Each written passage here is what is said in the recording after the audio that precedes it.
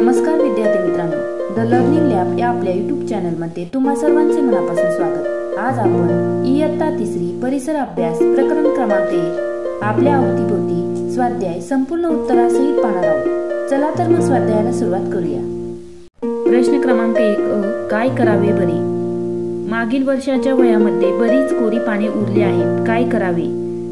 उत्तर, वह्यांची कोरी पाने उरली असतील तर ती पाने व्यवस्थित फाडून त्या पानांची नवीन वही करता येईल। त्या वहीचा उपयोग अभ्यास करताना सरावासाठी होईल। वहीची पाने चित्र काढण्यासाठी तसेच गणिताचे प्रश्न सोडवण्यासाठीही उपयोगी येतील। पुढील प्रश्न पाहण्या अगोदर आपल्या चॅनलला सबस्क्राइब करायला विसरू नका।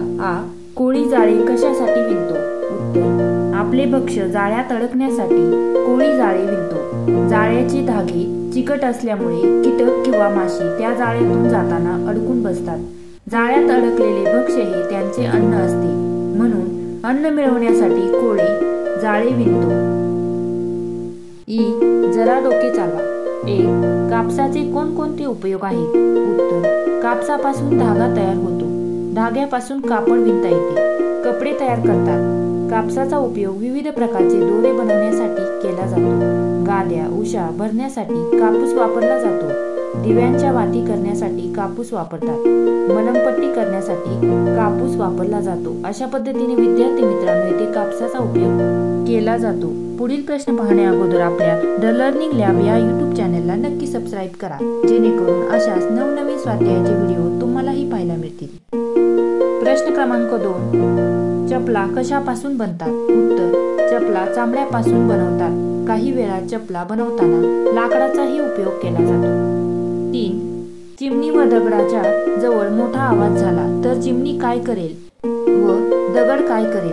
उत्तर, चिमणी सजीव असल्यामुळे तिच्या जवळ मोठा आवाज झाला तर ती उडून जाईल, परंतु दगड निर्जीव असल्यामुळे मोठा आवाज झाला तरी तो जागेवरून हलणार नाही। अशा पद्धतीने ते चिमणी व दगड यामध्ये आवाज झाल्यावरती काय होईल हे विचारलेले आहे। 4. पाल काय खाते? उत्तर, पाल कीटकभक्षी असल्यामुळे ती छोटे कीटक खाते। 5. तुमच्या घरातील लाकडापासून तयार केलेल्या वस्तूंची यादी करा। येथे तुम्हाला तुमच्या घरातील लाकडी वस्तूंची यादी करायला सांगितलेली आहे। उत्तर, टेबल, कपाट, खुर्ची, पलंग, दरवाजा, पोळपाट लाटणे इत्यादी। 6. कोणकोणते प्राणी उंदीर खाऊन आपले पोट भरतात? उत्तर, मांजर आणि साप हे प्राणी उंदीर खाऊन आपले पोट भरतात।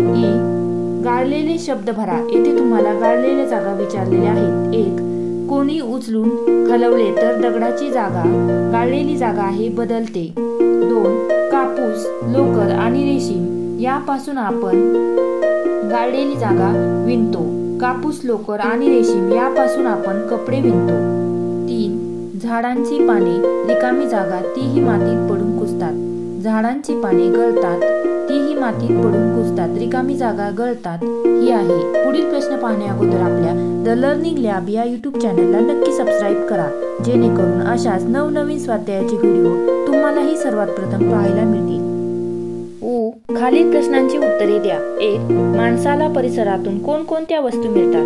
उत्तर, माणसाला जगण्यासाठी आवश्यक असणाऱ्या गोष्टी म्हणजेच अन्न, पाणी आणि हवा परिसरातूनच मिळतात। कापूस, लोकर, रेशीम या वस्तूंपासून माणूस कपडे विणतो। परिसरातून मिळालेल्या वस्तूंपासून माणूस चटया, टोपल्या, कागद बनवतो। घर बांधण्यासाठी माती, दगड इत्यादी लागणाऱ्या सर्व वस्तू माणसाला परिसरातूनच मिळतात। 2. वनस्पतींना परिसरातून कशी मदत मिळते? उत्तर, परिसरातून मिळणारा सूर्यप्रकाश, हवा आणि पाणी यामुळे वनस्पतींची वाढ होते। वनस्पतींच्या बिया वाऱ्यामुळे किंवा परिसरातील प्राणी पक्ष्यांच्या मदतीने वेगवेगळ्या ठिकाणी विखुरल्या जातात। त्या ठिकाणी वनस्पतींची नवीन रोपे तयार होतात। मेलेले प्राणी व वनस्पतींच्या कुजणाऱ्या पानामुळे माती कसदार होते।